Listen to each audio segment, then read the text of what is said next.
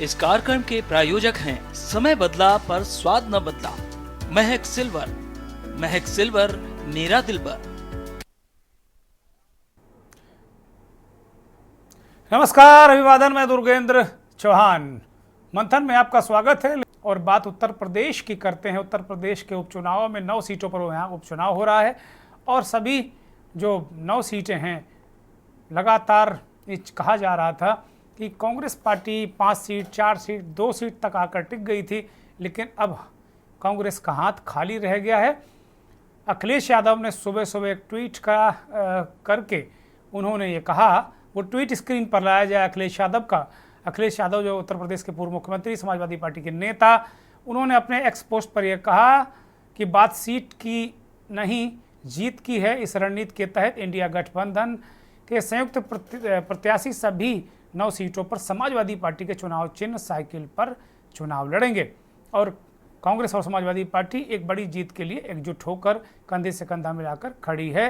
India गठबंधन इस उपचुनाव में जीत का एक नया अध्याय लिखेगा, एक नया आयाम स्थापित करेगा। कांग्रेस पार्टी के शीर्ष नेतृत्व से लेकर बूथ स्तर तक के कार्यकर्ताओं के साथ आने से समाजवादी पार्टी की ताकत और बढ़ गई है, कई गुना बढ़ गई है। ये बात अखिलेश यादव ने कही। इस अभूतपूर्व सहयोग और समर्थन से सभी 9 विधानसभा सीटों पर इंडिया गठबंधन का एक एक कार्यकर्ता जीत का संकल्प लेकर नई ऊर्जा से भर गया है और ये देश का संविधान, सौहार्द और पीडीए का मान सम्मान बचाने का चुनाव है। इसीलिए हम आप सबसे अपील करते हैं कि एक भी वोट ना घटने पाए, एक भी वोट ना बंटने पाए।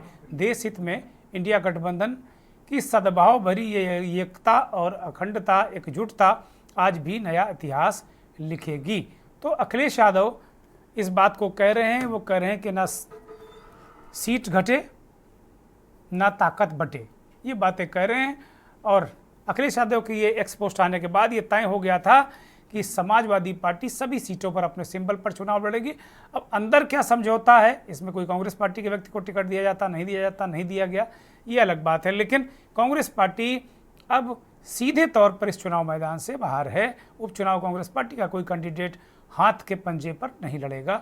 समाजवादी पार्टी के लोग अब चुनाव लड़ रहे हैं और इसके बाद शाम को बल्कि दोपहर में ही, दोपहर बाद यूँ कहें कि दोपहर 3 बजे प्रेस कॉन्फ्रेंस उत्तर प्रदेश के कांग्रेस के प्रभारी महासचिव अविनाश पांडे और प्रदेश अध्यक्ष अजय राय ने प्रेस कॉन्फ्रेंस करके ऐलान कर दिया कि कांग्रेस पार्टी फिलहाल ये उपचुनाव में नहीं जा रही। मायावती उपचुनाव में मैदान में है, सभी सीटों पर उन्होंने प्रत्याशी घोषित कर दिए हैं।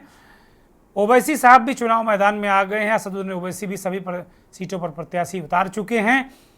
भारतीय जनता पार्टी ने भी सभी सीटों पर प्रत्याशी लगभग उतार दिया है और उसके प्रत्याशियों का विरोध भी शुरू हो गया है। कानपुर की जो सीट है सीसामऊ की, वहाँ 2 चुनाव लगातार हार चुके सुरेश अवस्थी को एक बार फिर टिकट दिया गया है। इसको लेकर सोशल मीडिया पर भारतीय जनता पार्टी के लोगों ने अपना आक्रोश जताया है। तो कुल मिलाकर चुनाव का ये पूरा जो गुणागणित है वो आपके सामने है। अब बहुजन समाज पार्टी और ओवैसी साहब क्या जीतने के लिए चुनाव लड़ रहे हैं या केवल लड़ने के लिए चुनाव लड़ रहे हैं, किसी को जिताने के लिए चुनाव लड़ रहे हैं, ये जनता पर छोड़ दीजिए, जनता को तय करने दीजिए। लेकिन ऐसा लगता नहीं है। तो समाजवादी पार्टी सीधे तौर पर भारतीय जनता पार्टी से मुकाबले में है और 8 सीटों पर वो सीधे मुकाबले में है। एक सीट आरएलडी की है, जहाँ आरएलडी के सिंबल पर चुनाव वो लड़ेंगे। भारतीय जनता पार्टी का सिंबल नहीं है तो वहाँ आरएलडी से मुकाबला होगा। तो मुकाबला बड़ा दिलचस्प है। तो आज मंथन में इसी पर सवाल है कि उत्तर प्रदेश का उपचुनाव किसका फिट बैठेगा दांव।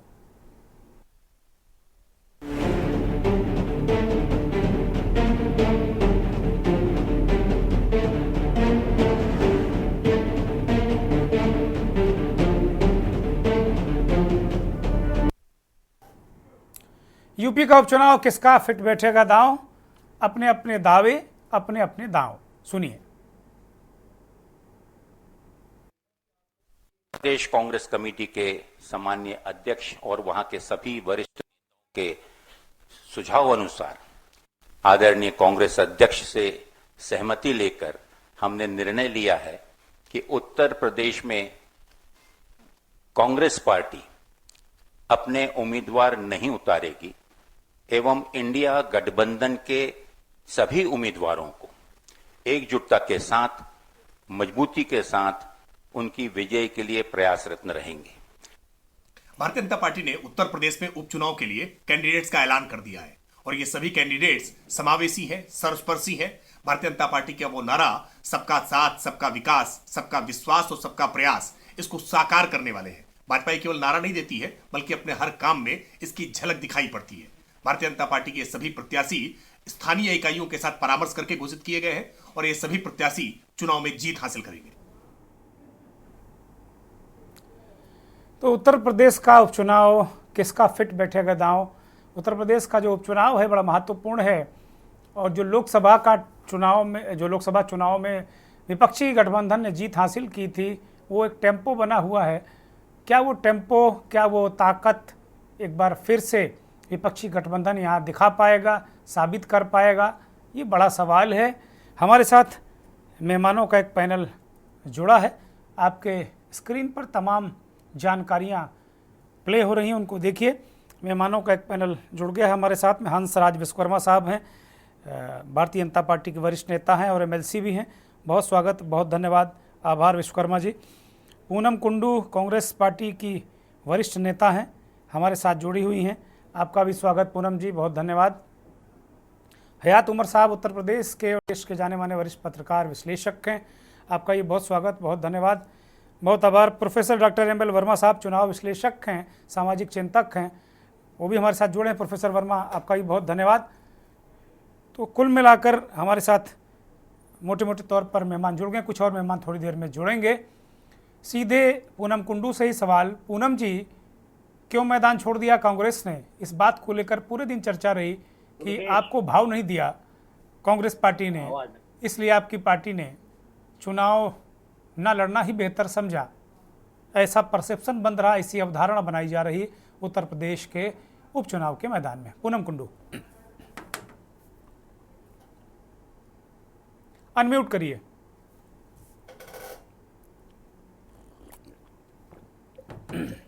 सर नमस्कार। ऐसी तो कोई बात नहीं है, हमने मैदान नहीं छोड़ा है और ये पार्टी का निर्णय था कि हम इस गठबंधन को हमेशा आगे निभाते रहेंगे।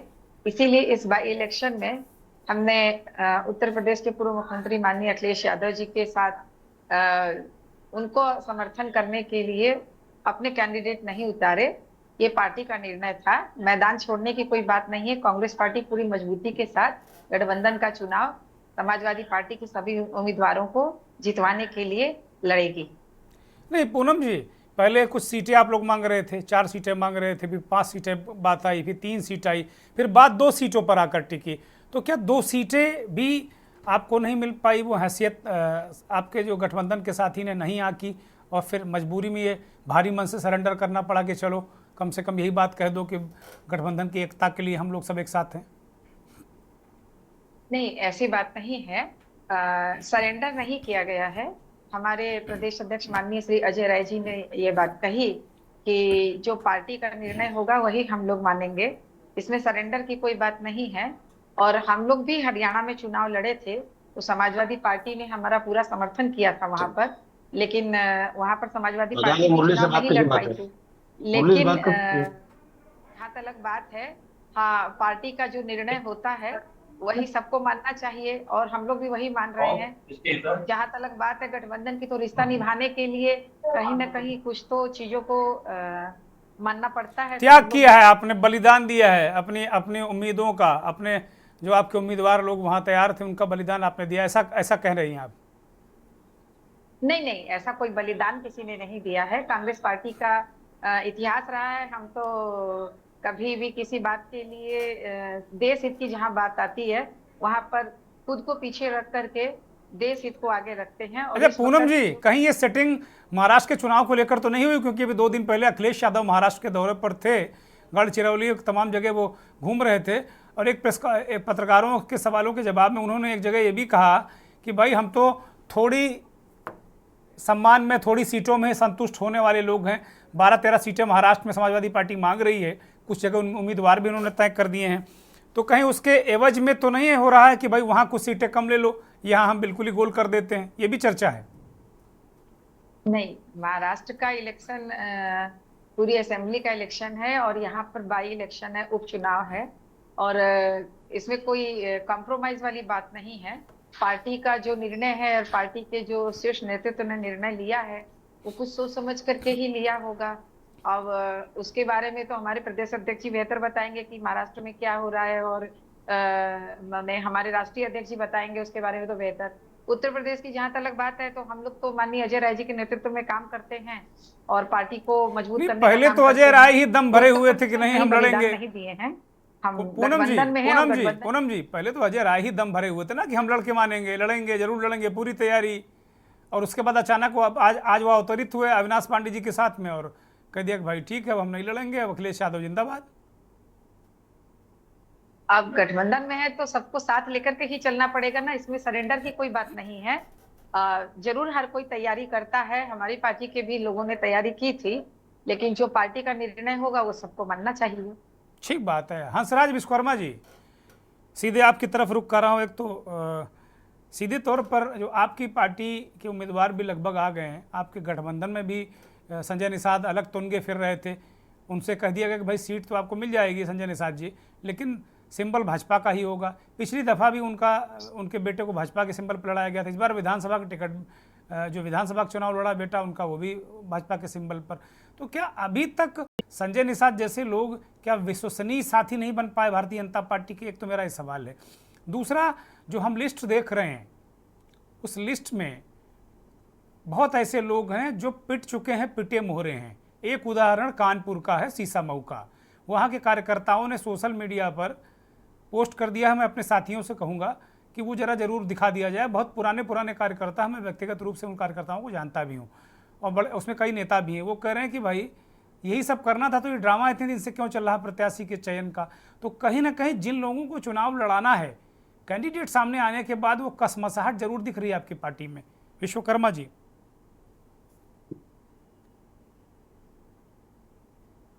अनम्यूट करिए, हम आपको सुन नहीं पा रहे हैं। हेलो, आवाज जा रही है? हाँ बोलिए, बोलिए महाराज। आवाज जा रही है? हाँ बोलिए। हाँ, सबसे पहले तो आपको बहुत बहुत बधाई, और जितने हमारे यहाँ चैनल पर बैठे हुए हैं सभी लोगों को बहुत बहुत शुभकामना जी। निश्चित तौर पर यह समझिए भारतीय जनता पार्टी पूरी मजबूती के साथ चुनाव लड़ रही है। जहां तक अभी कुल्लू जी का सवाल आया, लगभग 85 साल लगातार शासन के बाद इधर थोड़ा मामला इन लोगों का गड़बड़ाया।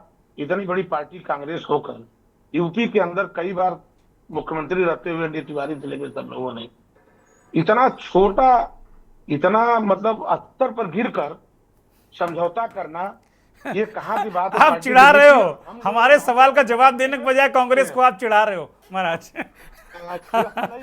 जी मतलब ये थोड़ा संदेश जी। भाई, इतना सिलेंडर बोलने की क्या जरूरत है भाजपा को रोकने की?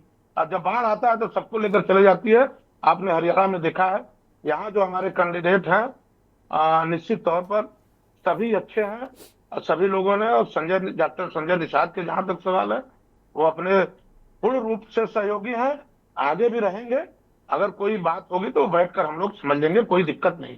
अच्छा विश्वकर्मा जी, जो लिस्ट है इसमें जैसे भारतीय जनता पार्टी कहती है ओबीसी का सम्मान, दलित का सम्मान, वो किस रूप में देख रहे हैं? कितना सम्मान मिला ओबीसी और दलित को इस सूची में? हमारे अभी फूलपुर से आए हैं, मजमा से आए हैं, हर जगह कटेरी से, वहां से, हर जगह तो है सब जगह जगह जितना समीकरण बनता है, जो कि हमारे प्रधानमंत्री मुख्यमंत्री का नारा है कि सबका साथ, सबका विकास और सबका विश्वास, सबका प्रयास, उसी के आधार पर पार्टी आगे बढ़ रही है।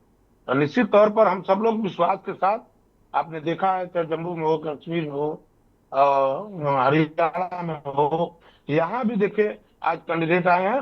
निश्चित तौर पर हम लोग सारे के सारे प्रत्याशियों को जिताकर उपचुनाव में एक इतिहास रचने जा रहे हैं। ठीक बात है, बिल्कुल ठीक बात है। एमएल वर्मा साहब की तरफ मैं रुख करूंगा। इससे पहले एक और मेहमान स्क्रीन पर दिख रहे हैं, मनीष शर्मा, पॉलिटिकल एक्टिविस्ट के रूप में हमारे साथ जुड़ते हैं। बहुत स्वागत मनीष जी आपका, धन्यवाद। प्रोफेसर एमएल वर्मा साहब, उपचुनाव को आप, जैसे ये उपचुनाव बड़े, मुझे लगता है ऐसे वैसे तो ये कहा जाता है कि उपचुनाव सत्ता पक्ष के होते हैं, और ये भी लोग कहते हैं कि इनसे जीत हार में कोई फर्क नहीं पड़ता। सरकार प्रचंड बहुमत की है वो भी कोई दिक्कत नहीं, 10 सीट वो जीत जाएंगे तब भी नहीं, 10 सीट हार जाएंगे तब भी कुछ नहीं होने वाला। लेकिन मेरा जरा सोचना अलग है। अगर उपचुनाव के परिणाम 2024 जैसे रहते हैं तो भारतीय जनता पार्टी के अंदर क्या अंतर्कलह नहीं बढ़ेगी?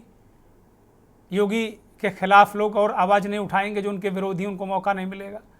और अगर समाजवादी पार्टी का गठबंधन, अब गठबंधन तो नहीं कह सकते हैं इसको, क्योंकि उसमें कहीं कोई समाजवादी पार्टी के लोग सारे लोग लड़ रहे हैं, लेकिन फिर भी अखिलेश यादव ने कहा इंडिया गठबंधन है, तो हम मान लेते हैं इसको। अगर ये धराशायी हो जाता है तो क्या फिर यहाँ भी कोई फ़र्क पड़ने वाला है? क्योंकि आप चुनावों को बहुत अच्छी तरीके से देखते रहे हैं, एक चुनाव विश्लेषक के तौर पर आपका नज़र और आपका नज़रिया। अनम्यूट करिए।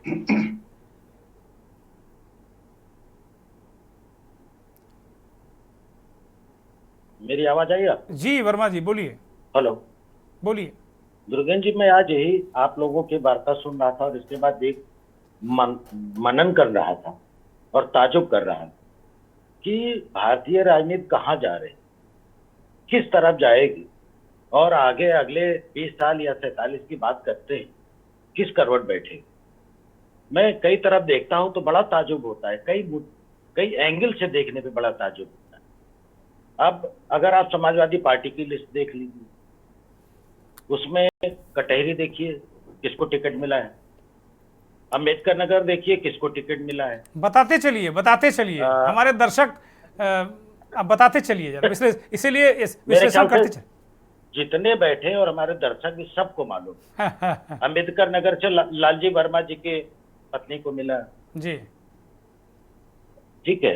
और क्या नाम है, अयोध्या या जिसको आप कह सकते हैं उनको, जो अपने वहां थे जहां का रुक गया है अयोध्या वाला, हाँ वो अभी हो नहीं रहा चुनाव, लेकिन उनके बेटे ही लड़ रहे हैं, वो चुनाव हो नहीं रहा है जी।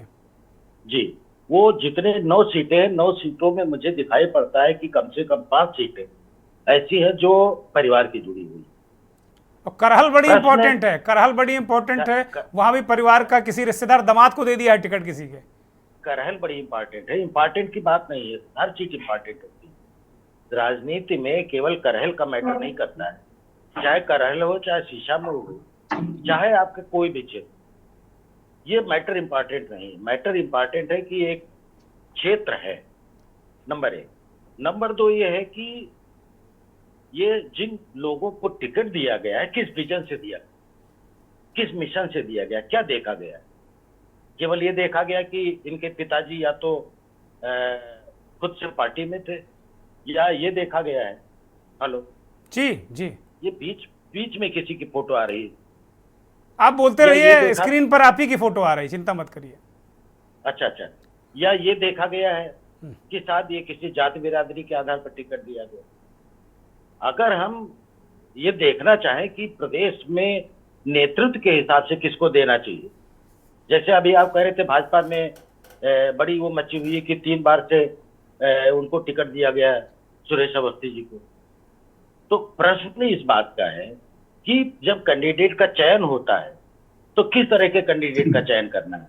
क्या मैसेज पावर के लिए चयन करना है, क्या परिवारवाद के लिए चयन करना है, या उस क्षेत्र के संदर्भ में उस क्षेत्र से जुड़े हुए किसी ऐसे व्यक्ति का जो कम से कम कुछ विजन रखता है उस क्षेत्र के लिए। उस क्षेत्र के विजन के लिए तो इधर नहीं किया है, नंबर 1। नंबर 2, जैसे कि अभी भाई साहब कह रहे थे कि कांग्रेस जैसी बड़ी पार्टी, और वो कह रही है कि साहब हमने मान लिया, हमारी वो नेतृत्व का, हमारे वो अजय राय जी ने कह दिया है। भाई अजय राय जी कौन होते हैं, पांडे जी कौन होते हैं, ये पार्टी है कि व्यक्ति है, समझने की बात है। अगर व्यक्ति पार्टी चला रहा है तो व्यक्ति के हिसाब से चुनाव लड़ना शुरू कर दीजिए, अगर पार्टी है तो पार्टी के हिसाब से चुनाव लड़ना। और पार्टी में व्यक्ति का महत्व नहीं होता है, संगठन का महत्व होता है। इसका मतलब ये, इसके दूसरे शब्दों में अगर आप कहिए कि संगठन का महत्व होता है तो उसका संगठन नहीं है, सीधी सी भाषा में ये कहें। ये सरेंडर कर दिया कि भाई हम जीतने की स्थिति में नहीं है, चलो ठीक है, ओबलाइज कर दो। एग्जैक्टली है, ओबलाइज कर दो समाजवादी पार्टी को। दूसरी बात मैं आपको अंदर की बात बताऊं? जी बताइए प्लीज। ऐसा हुआ कि 9 सीटों पे पहले अजय राज जी और कई सीटों के लिए अपने वो कर रहे थे, मांग कर रहे थे, 4 सीटें मांगी, फिर 2 सीटें मांगी। मैं आपको बताऊं क्या हुआ। अंदर ये हुआ, बैठक हुई जिसमें अजय राय जी भी थे और पांडे जी भी थे और इधर से सपा के भी लोग। ये मांगा गया कि आप अपने यहाँ के अपने बूथ अध्यक्षों का नाम दे दीजिए, जहाँ के बूथ अध्यक्ष हमसे ज्यादा होंगे या सक्षम होंगे, अब वहां की सीट आप ले लीजिए, अपने कैंडिडेट को ला लीजिए, अपनी पार्टी के संबल से ला लीजिए। ऐसे ही भाजपा में भी होता है, जैसे कि आपने चर्चा किया निषाद की बात की कि साहब वो टिकट तो दिया था निषाद के लड़के को या उस पार्टी से, लेकिन सिंबल था भाजपा का। क्यों सिंबल था? सिंबल का मतलब ये था कि निषाद जी के पार्टी का सिंबल उतना प्रभावी नहीं था जितना भाजपा का प्रभावी था, इसलिए उस सिंबल को उनको लेना नहीं पड़ा। नहीं, हमको ये लगता है वर्मा जी, क्योंकि हर चुनाव में उनके साथ दांव हो रहा है कि ये भाग ना जाए कहीं डीलिंग करके। विश्वास की कमी है। अनुप्रिया पटेल का विश्वास जमा हुआ है, उनको टिकट मिलता है उनके सिंबल पर, लेकिन निषाद जी का विश्वास नहीं जमा हुआ है अभी। वो कह रहे हैं भाग ना जाए कहीं डील कर लें समाजवादी पार्टी से या कांग्रेस पार्टी। ये दिक्कत है वहां पे, वो दिक्कत अलग तरीके की है जी। उसमें भी सब दुर्गेन जी समझने की बात है। अनुप्रिया जी को इसलिए क्योंकि उनको वहां से टिकट मिला है जहां उन्होंने अपने संगठन को शो किया है कि हमने बूथ अध्यक्ष बना रखे हैं, हमारी बिरादरी के लोग ज्यादा हैं। कुछ न कुछ आधार उन्होंने बताया है, जिस आधार पर कि हम इस आधार पर अपने सिंबल से भी लड़ेंगे तो हम टिकट सीट निकाल लें। अगर ऐसा नजर होता है कि आप अपने सिंबल, अपने पार्टी के सिंबल से लड़ेंगे और नहीं जीत पाएंगे तो शायद उनको भी बदलना पड़े। प्रश्न इस बात का नहीं कि आप सिंबल से आप चुनाव जीत नहीं सकते, लेकिन आपको जोड़ा जा रहा है तो आप वहां जोड़िए ना जहां पे सिंबल से जीत सकें। नंबर दो, आप कांग्रेस जैसी पार्टी जो देश में प्रधानमंत्री बनने के लिए देश के विपक्ष में रहने की बात करती है, उसके पास उत्तर प्रदेश जैसे बड़े राज्य में संगठन नहीं। और संगठन की स्थिति में आपको और असलियत बता दूं, भाई साहब पांडे जी को आप अभी फोन मिलाइए। अविनाश पांडे जी कहाँ के आपको मालूम है? महाराष्ट्र के।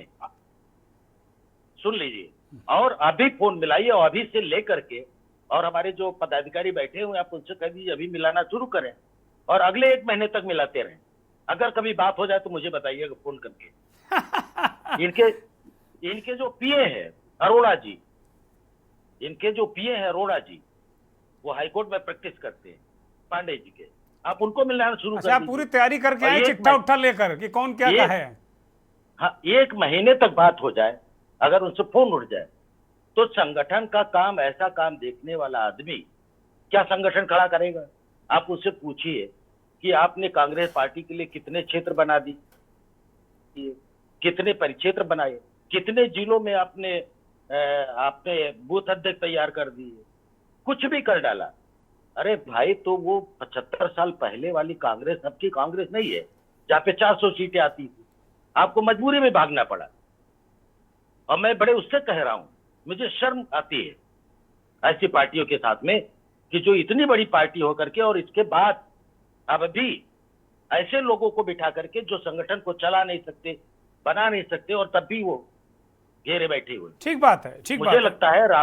मुझे लगता है राहुल गांधी को इस बात पर मंथन करना चाहिए और विचार करना चाहिए। फिलहाल तो हम ही लोग मंथन कर रहे हैं। मंथन तो फिलहाल हम ही लोग कर रहे हैं। अब आगे राहुल गांधी करेंगे कि नहीं करेंगे। फिलहाल एक ब्रेक पर जा रहे हैं। वर्मा जी ने बड़ी कटु किंतु जमीनी हकीकत बयां की है कि कांग्रेस का दरअसल बूथ अध्यक्षों की सूची ही नहीं दे पाए, उनका जमीनी आधार ही नहीं है, और समाजवादी पार्टी खैरात देने को इस बार उसका मूड नहीं है। एक ब्रेक। आप देख रहे हैं के न्यूज, खबरों का सारथी।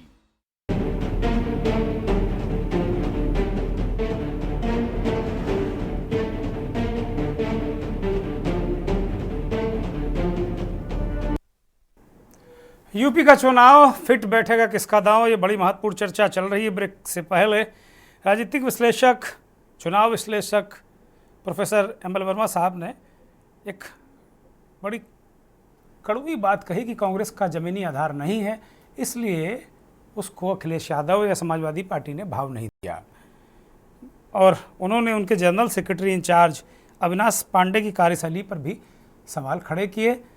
एक जवाब पूनम कुंडू जो कांग्रेस के नेता हैं उनसे बनता है। सीधे पूनम कुंडू की तरफ रुख करेंगे। पूनम जी, अभी एमएल वर्मा साहब ने एक ज़मीनी हकीकत बताई कि भाई अविनाश पांडे जी को फ़ोन मिलाते रहिए। पता नहीं आपने कभी मिलाया कि नहीं मिलाया, लेकिन एमएल वर्मा साहब करें तो पक्का इन्होंने मिलाया होगा कभी ना कभी, क्योंकि ये इस तरह काम करते रहते हैं, बीच बीच में नेताओं का रियलिटी टेस्ट और चेक करते भी रहते हैं। हम सुन नहीं पा रहे हैं। पूनम कुंडू, अनम्यूट करिए अपने आप को जी। सर, अविनाश पांडे जी के साथ मेरा एक्सपीरियंस अभी काम करने का नहीं है। मेरी उनसे 2 मुलाकातें हैं और बनारस के प्रोग्राम में वो आए थे। लेकिन जितना मैंने देखा और सुना है कि अविनाश पांडे जी भी पूरे उत्तर प्रदेश में मेहनत कर रहे हैं, लेकिन उत्तर प्रदेश में जिस ईमानदारी के साथ माननीय श्री अजय राय जी मेहनत कर रहे हैं, उसका ही परिणाम है। माननीय श्री राहुल गांधी जी की न्याय यात्रा का परिणाम है, उनकी मेहनत का परिणाम है कि हम लोकसभा चुनाव में 6 सीटें जीत करके आए, जब भी हमारे पास पिछली बारी 1 सीट थी। और हमारा वोट प्रतिशत भी उत्तर प्रदेश में बहुत बड़ा और हम बहुत अच्छा परफॉर्मेंस किए। जहां तक अविनाश पांडे जी के फोन की बात है, आज तक तो मैंने उन्हें फोन नहीं मिलाया, लेकिन अगली बारी बिल्कुल फोन मिलाऊंगी और वर्मा जी को भी फिर मैं बिल्कुल हमें भी जरूर बता दीजिएगा पूनम जी, हमें भी जरूर बता दीजिएगा। हो सकता है कि अविनाश पांडे के फोन पर ही एक हम चर्चा कर लें अलग से, है ना। मनीष शर्मा भी काशी के हैं, वो भी मुस्कुरा रहे हैं कुछ जी। का नेचर बहुत ही अच्छा है, बहुत ग्लैड है, बहुत अच्छे से हम लोगों से मिले हैं। मैं तो 2 बार ही मिली हूँ अभी तक उनसे। नहीं, अच्छी बात है, अच्छी बात है। तो हयात उमर साहब की तरफ रुख करते हैं। हयात उमर साहब, उपचुनाव जैसा कि कई चर्चाओं में आप कह चुके हैं कि इससे किसी का कुछ बनता बिगड़ता नहीं दिख रहा है। बनेगा या अगर टूटेगा, बनेगा, खराब होगा तो परसेप्शन है। लेकिन आज जैसे कि समाजवादी पार्टी की लिस्ट को वर्मा जी ने कसौटी पे कस दिया कि भाई किसको टिकट दिया है, तो जो मैं सोच पा रहा हूँ कि भाई लालजी वर्मा को जिम्मेदारी दी कि भाई अपने बेटे को जिताओ, पत्नी को जिताओ। इसी तरीके से कानपुर में सोलंकी परिवार को दे दी कि भाई ठीक है, इरफान अगर जेल में है तो इरफान के बहू चुनाव लड़े। इसी तरीके के प्रयोग समाजवादी पार्टी ने किए हैं। कोई अलग से रिस्क लेती समाजवादी पार्टी नज़र नहीं आई है। 4 मुसलमानों को टिकट दिया है 9 में, 3 दलित हैं और 2 ओबीसी हैं। इसके उलट भारतीय जनता पार्टी ने भी ओबीसी और दलितों पर दांव खेला है, लेकिन कुछ लोग, उनके मूल काडर के लोग इसमें कम हैं।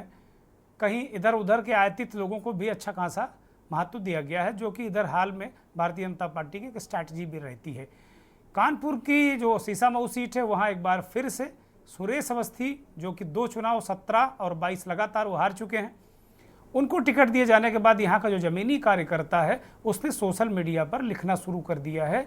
तो इसका ये मतलब तो तय है कि कार्यकर्ता जिसे कहा जाता है, जिसके बल पर पार्टी चुनाव लड़ती है, वो मुश्किलें आने वाली हैं कम से कम कानपुर में। और इस तरह की 2-3 सीटें और भी हम देख रहे हैं। हयात उमर साहब, बिल्कुल आपने सही विश्लेषण किया। असल में ये चुनाव, जैसा कि पहले लग रहा था कि प्रतिष्ठा का प्रश्न शायद दोनों पार्टियां बनाएंगी, भाजपा और सपा। कांग्रेस तो उसमें केवल सहयोगी की भूमिका में है और उसका भी रोल काट छाट करके नगण्य कर दिया गया है। केवल ठीक है भाई, हम हैं तो आपसे एक बार बातचीत कर ली गई है, क्या कोई सीट ऐसी है आप जो जीत सकते हो, निकाल सकते हो, आप मुझे बताइए। पार्टी शायद वो नाम देने में, वो सीट बताने में सफल नहीं रही, कामयाब नहीं रही, तो उनको कोई मिला भी नहीं है। इसके बाद दोनों ही पार्टियों में मैंने देखा कि भाजपा और सपा दोनों में ही एक अपनों को संतुष्ट करने का, ओबलाइज करने का एक मौका ये लोगों को मिल गया है कि ठीक है, आप वो चुनाव हार गए थे, ये चुनाव लड़के देख लीजिए, चलिए आपके पति के साथ अन्याय हुआ है तो आप आ जाइए। अच्छा, आपका बेटा, आपका पिता ने पार्टी के लिए बहुत योगदान दिया है, तो चलिए भाई आपको हम मोबिलाइज कर दे रहे हैं, ये लीजिए साहब, टिकट लीजिए, ये चुनाव लड़िए, देखिए। दोनों ही पार्टियां जानती हैं कि इन चुनावों से कुछ फर्क पड़ने वाला नहीं है। हाँ, जिन सीटों पर नजर रहेगी उसमें 2 बड़ी महत्वपूर्ण है। एक तो मिल्कीपुर आपकी, जहां से पूरा मामला ही शुरू हुआ और यूपी में जीत के बाद समाजवादी पार्टी ने और कांग्रेस गठबंधन ने जीत के बाद सबसे ज्यादा अयोध्या की सीट को हाईलाइट किया और भाजपा उस पर बैकफुट पर भी आई, तो मिल्कीपुर सीट हो गई।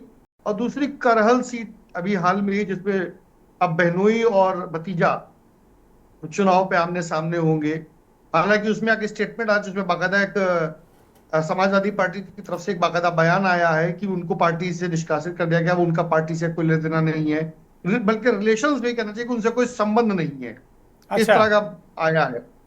और तीसरी आपकी हो गई मीरापुर, जिसमें जो रालोद के खाते में चली गई। क्या वो सीट समाजवादी पार्टी अब बचा पाएगी? ये बड़ी महत्वपूर्ण बात हो गई है।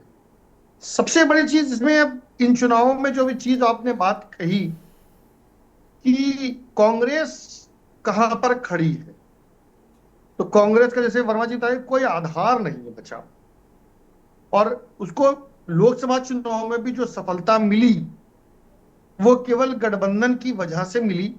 हालांकि उस गठबंधन का फायदा भाजपा सपा को भी पहुंचा, सीट से मतों का बिखराव रुका, और जो भी 1%, 2%, 4% जो कांग्रेस का कोर वोटर है वो लगा रहा, जुटा रहा, जिसका फायदा मुझे पहुंचा।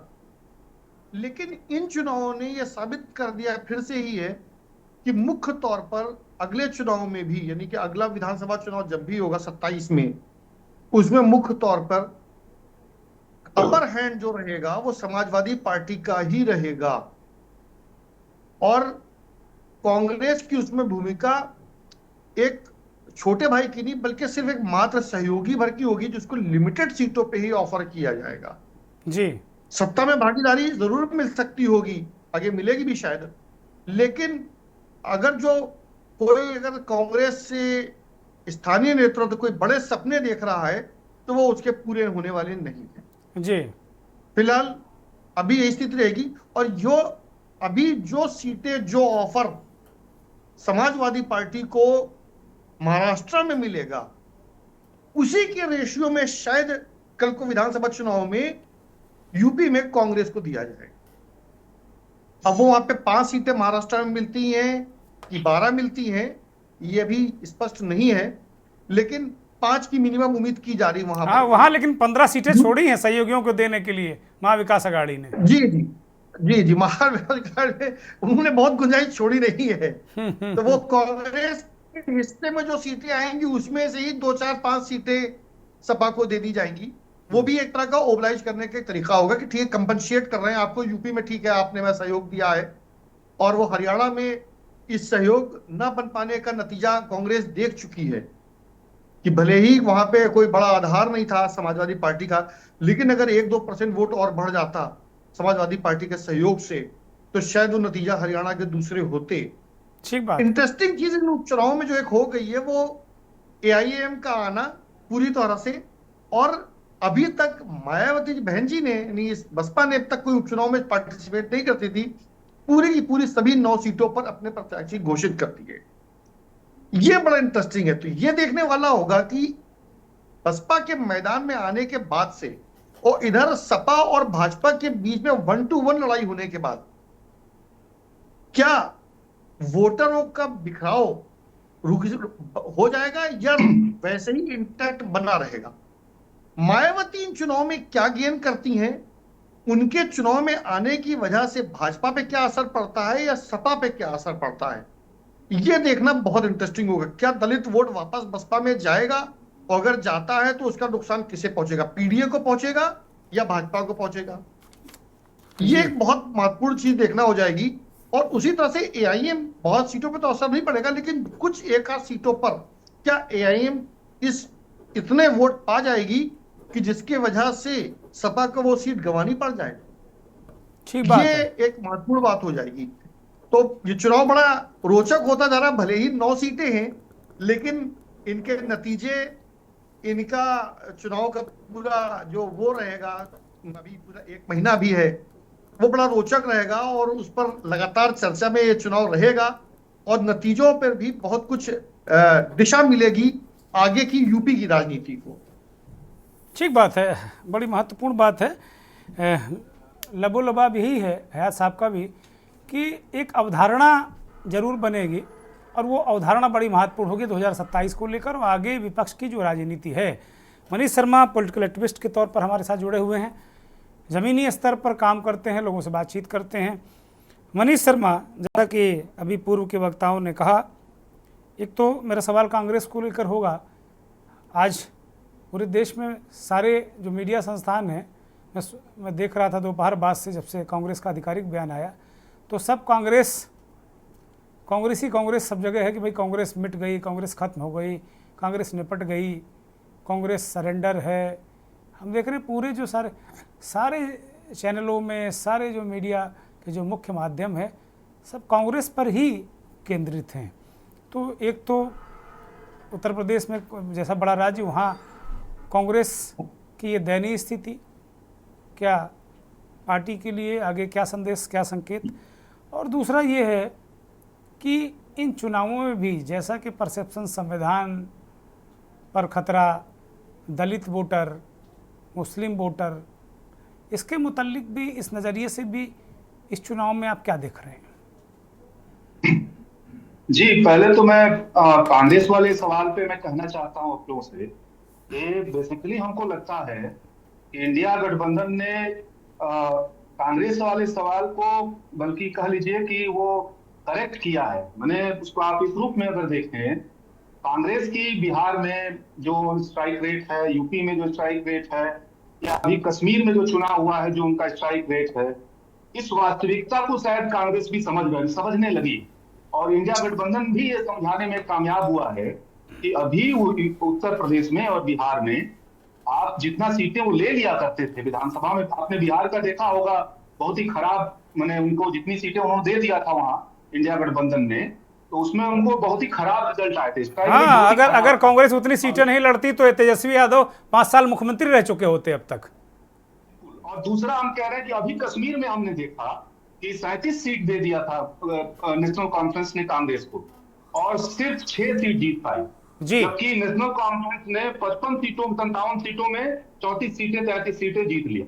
तो मेरा आपसे ये कहना है कि मैं समझता हूं कि ये स्मार्ट मूव है, ये बेसिकली इंडिया गठबंधन का एक बेहतरीन कह लीजिए, और कांग्रेस अगर इसको स्वीकार कर रही है, अगर स्वीकार करके की है, बहुत नकारात्मक नहीं गई है अगर, और उसने अगर एक्सेप्ट किया अपनी वास्तविक स्थिति को अभी, तो ये उसके अपने भविष्य के लिए भी अच्छा है और ये इंडिया गठबंधन के लिए भी अच्छा है। तो मैं तो समझता हूं कि ये उत्तर प्रदेश में जो ये अभी 9 सीटों पर सपा लड़ने जा रही है, इसने एक तरह से बीजेपी को झटका लगा है। इसको हमको लगता है कि इस रूप में देखना चाहिए। अब अलग बात है कि मीडिया कांग्रेस खत्म हो गई, फलाने हो गई, वो हो गई, अब इसके जरिए कि नैतिक रूप से डिमोरलाइज करने की जो एक कोशिश, उसका कोई बहुत मतलब नहीं रह गया, कोई उसका संदर्भ नहीं चलने वाला है, बल्कि बीजेपी के लिए चिंता का विषय है, या बीजेपी के समर्थकों को, उनकी समर्थक मीडिया के लिए भी चिंता का विषय है। ये जो हुआ है अभी, ये पच नहीं रहा है आमतौर पर लोगों को। ये लग रहा था कि अंतर्विरोध ज्यादा बढ़ेंगे, लेकिन वो ज्यादा हमको लगता है कि बेहतरीन ढंग से उत्तर प्रदेश में इस उपचुनाव में मैनेज हुआ है, और हमको लगता है कि आगे भी ये बात रहेगी। दूसरी बात मैं आपसे कहना चाह रहा था कि 2024 में हम सब जानते हैं कि सामाजिक अस्मिता का सवाल सेंटर में आ गया, संविधान का सवाल सेंटर में आ गया था, और धार्मिक अस्मिता का सवाल सेकेंडरी में चला गया था, वो बहुत सेंटर पॉइंट नहीं रह गया था। उसी के चलते आपने देखा अयोध्या में जो हश्र हुआ है, जिसकी बहुत जबरदस्त अभी उसका माइलेज लेने की कोशिश कर रही है विपक्ष। तो मेरा ये कहना है कि क्या कोई नैरेटिव में बदलाव आया है क्या यूपी में? अगर आप इस पे नजर डालें पिछले लोकसभा के बाद, तो ऐसा कुछ भी आपको कोई नया कोई ब्रेक थ्रू किया है क्या बीजेपी ने? कोई ऐसा कोई बड़ा बदलाव किया है क्या उत्तर प्रदेश में? कोई ऐसी नई चेंज हुई है क्या? या गठबंधन जो इंडिया गठबंधन है उसमें कुछ ऐसा कुछ खराब स्टैंड लिया है क्या किसी खास मसले पर? तो हम समझते हैं कि उस नैरेटिव में जो सामाजिक अस्मिता प्रधान तत्व बना था, जो संविधान प्रधान तत्व बना था, और जो दलितों, पिछड़ों और माइनॉरिटी के बीच की जो एकता बनी थी, उसमें कुछ भी परिवर्तन होता हुआ हम अभी तक नहीं देख पा रहे। तो मैं तो समझता हूं कि ये बीजेपी के लिए अच्छा नहीं है, एक बात। दूसरी बात मैं ये कहना चाहता हूं कि मिल्कीपुर हम भले मान लें, सारे लोग मान लें कि टेक्निकल कारणों से नहीं लड़ रहे, लेकिन ये बहुत पछने वाली बात नहीं है। मिल्कीपुर नहीं लड़ना चाहती है बीजेपी, ये मैसेज चला गया, ये परसेप्शन चला गया है सोसाइटी में, और ये एक तरह से कॉन्फिडेंस लो होने का परिणाम है। पहला ही झटका बीजेपी को ये कि मिल्कीपुर नहीं लड़ रहा, यानी कि फिर से दोहराए जाने का खतरा है फैजाबाद में, अयोध्या में।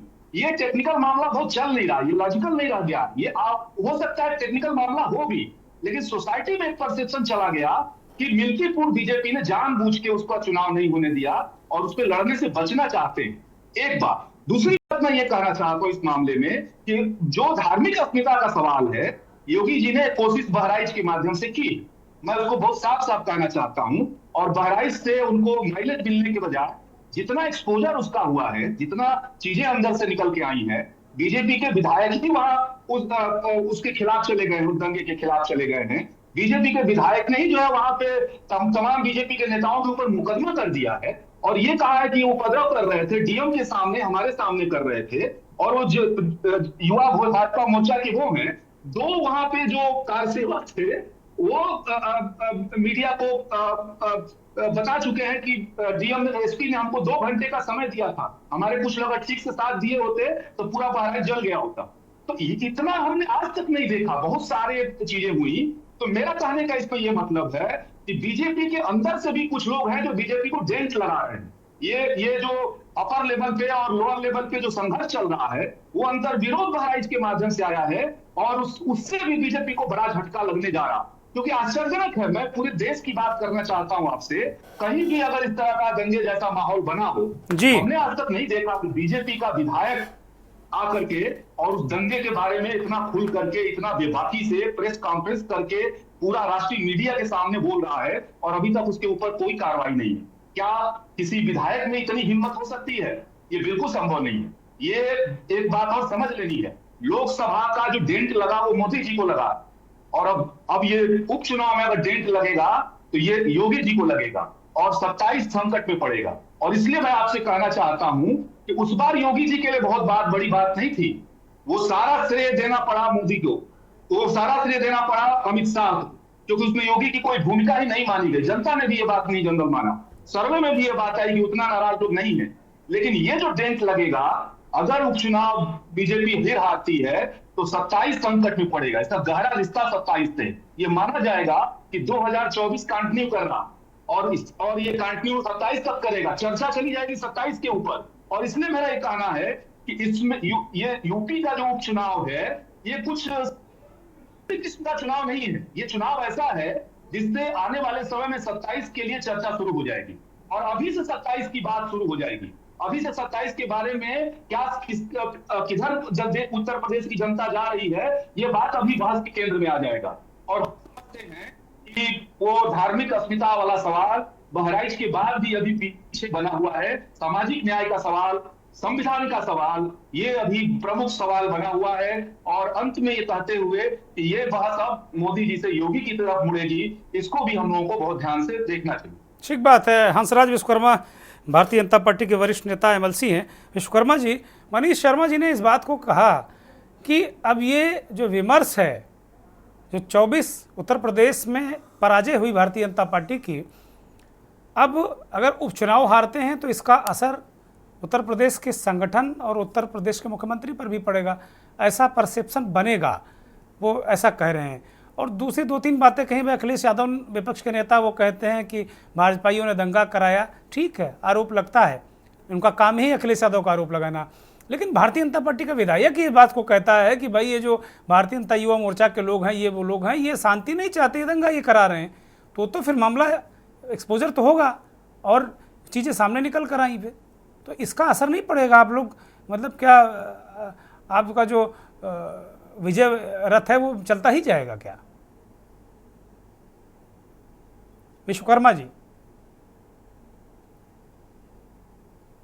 अनम्यूट करिए। हाँ बोलिए, आवाज जा रही है? हाँ बोलिए बोलिए बोलिए, आवाज जा रही है जी। सबसे पहले तो मैं मनीष शर्मा जी के इस सभी आरोपों को खारिज इसलिए करता हूं कि झूठ का पुलिंदा जो कांग्रेस पीडीए जो ये लेकर चल रही है वो अब खत्म हो चुका है। ये जो कह रहे हैं कि अभी कुछ मेरे को नहीं समझ में आ रहा है, ये जो उपचुनाव होने जा रहा है ना, इसी में इनको समझ में आ जाएगा और उत्तर प्रदेश की जनता को भी समझ में आ जाएगा। क्योंकि ये झूठ का पुलिंदा अभी जम्मू में आपने देखा, हरियाणा में देखा, यहाँ भी उपचुनाव में आप देखेंगे ये झूठ का पुलिंदा कि संविधान खत्म हो जाएगा, पीडीए का लोगों का आरक्षण खत्म हो रहा है, तो तमाम प्रकार के 8,500 रुपया महीना खटाखट जाएगा। ये तमाम बहकावे में आकर एक बार इन्होंने सफलता थोड़ा सा हासिल कर लिया है, लेकिन उत्तर प्रदेश की जनता अभी समझ गई है, ये परिणाम देने जा रही है, आप देखिएगा। दूसरी बात कि जहां तक अपने विधायक का सवाल है, ठीक है, विधायक का जो अपना युवा मोर्चा का पदाधिकारी है, अगर किसी तरह से किसी प्रकार की कोई बात कहा होगा तो उन्होंने डांटा है। ऐसा कोई नहीं कि कोई भाजपाई दंगा कराता है। ये तो आप देखते हैं कि जब कहीं भी दंगा होता है तो उसमें पकड़ा कौन जाता है। अरे FIR तो आपके विधायक ने कराई विश्वकर्मा जी, तो ये तो FIR आपके विधायक ने करा दी कि भाई ये दंगा ही है। हाँ, ये दंगा तो दंगाई कराते हैं। जो तुष्टीकरण की नीति से राजनीति अपने को छेपते हैं वही लोग कराते हैं और वही लोग उसका विरोध करते हैं।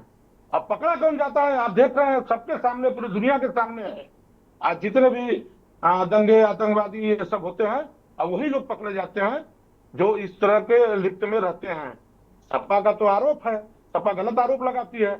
अब इस बार जो है मनीष शर्मा जी ने कहा है, तो आप देखिएगा जो परिणाम जब आएगा, जो चुनाव है। मनीष शर्मा जी सवाल उठा रहे हैं भाई बदला क्या है 24 में जो आप हारे, जिन कारणों से वो कारण क्या खत्म हो गए? आपकी पार्टी ने ऐसा क्या कर दिया? आपकी सरकार ने ऐसा अद्भुत क्या कर दिया? सपा और गठबंधन ने क्या खराब कर दिया? ये जो तर्कपूर्ण सवाल हैं, इन तर्कपूर्ण सवालों का जवाब हम चाहते हैं आपसे। उनका सवाल यही है कि इन्होंने कहा कि अभी तक क्या हो गया कि उस भारतीय जनता पार्टी को उम्मीद है चुनाव से। हाँ, नैरेटिव क्या बदल गया? नैरेटिव तो वही है अभी भी। नहीं, कहाँ अभी कुछ नहीं है। तो चारों तरफ देख रहे हैं जय जयकार हो रहा है भारतीय जनता पार्टी का, योगी जी का हो रहा है, मोदी जी का हो रहा है। और अब जो झूठ का पुलिंदा है, एक बार आप हमसे झूठ बोलकर किसी तरह से आप अपने पक्ष में कर सकते हैं, लेकिन जब उस पर हम खरा नहीं उतरेंगे तो निश्चित तौर पर जनता कहेगी कि नहीं ये झूठ जयकार बोल रहा है।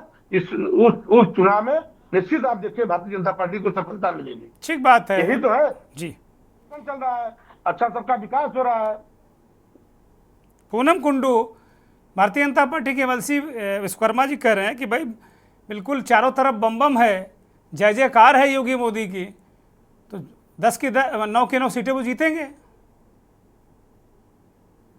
और आप लोग मिट चुके हैं। अनम्यूट करिए पूनम जी, हम सुन नहीं पा रहे हैं आपको, अनम्यूट करिए।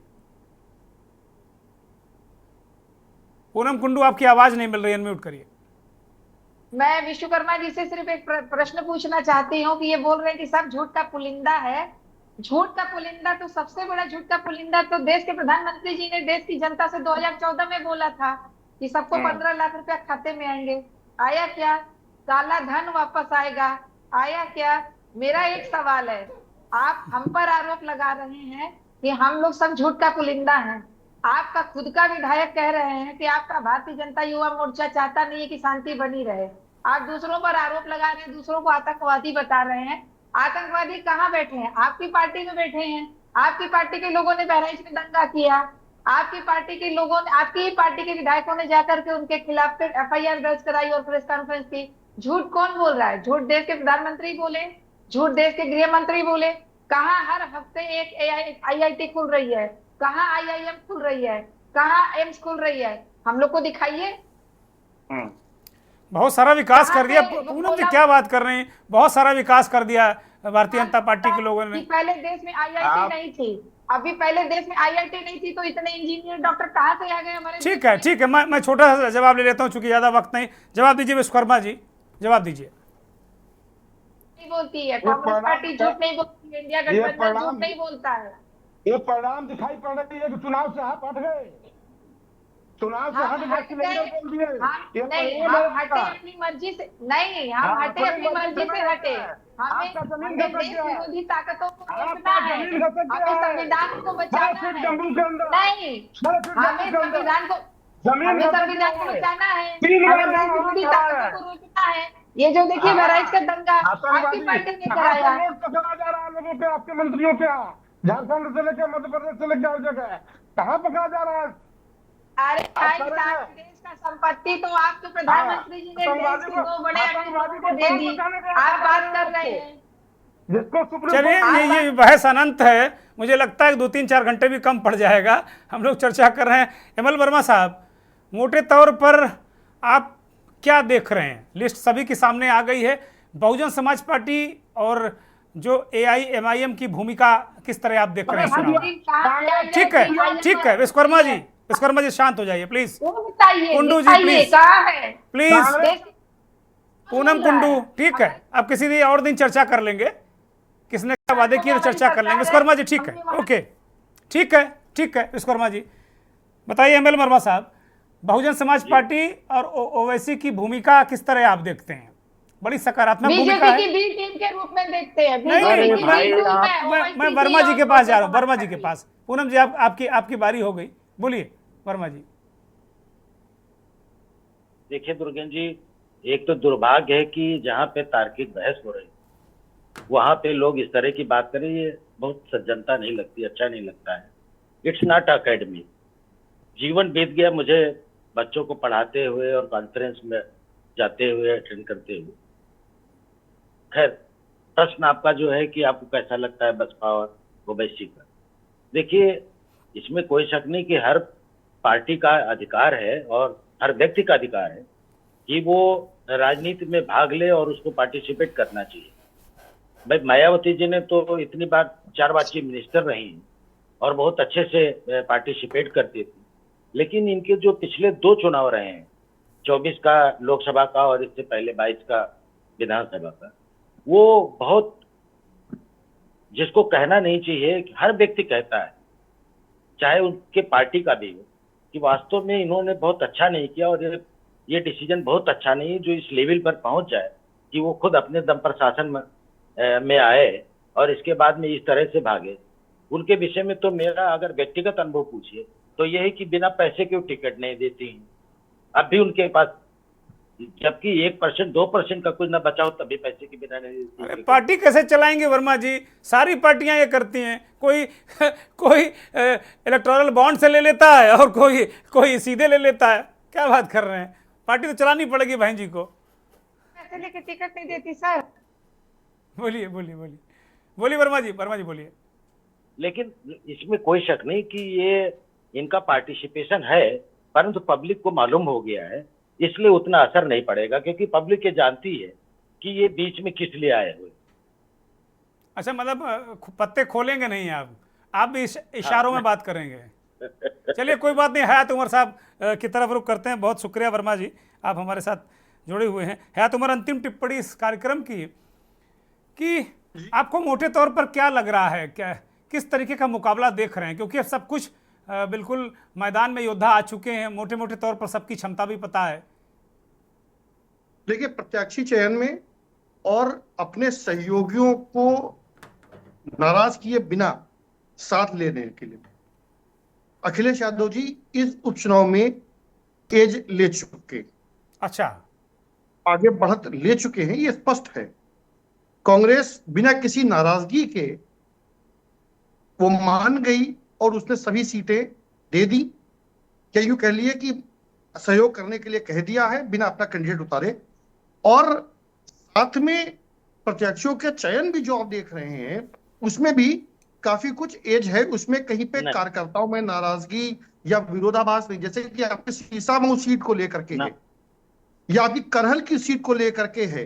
सीसामऊ की सीट को लेकर के तो बिल्कुल स्पष्ट हो गया है कि जो जिस तरह से चयन किया गया सुरेश अवस्थी जी का, और उसके बाद कार्यकर्ताओं में उसको लेकर जो असंतोष है, और इसी तरह से करहल की सीट को लेकर के वहां के स्थानीय कार्यकर्ताओं में जो असंतोष है उसको लेकर के तो स्पष्ट हो रहा है कि कहीं ना कहीं जो चुनाव पार्टी का जो भाजपा में आंतरिक राजनीति भाजपा की है, जो लोकसभा चुनाव में जिसकी वजह से खामियाजा उठाना पड़ गया, और वही खामियाजा अब चूंकि योगी जी के हाथ में छोड़ दिया गया कि आप, अच्छा ठीक है, आपको लोकसभा मौका मिला, विधानसभा मौका मिल गया, आप 10 के 10 अपने हिसाब से चुन लीजिए और उनको अपने हिसाब से आप टिकट दे दीजिए।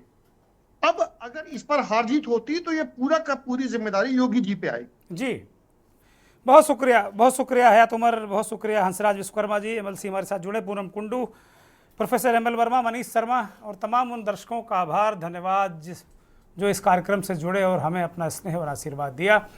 चुनाव दिलचस्प है।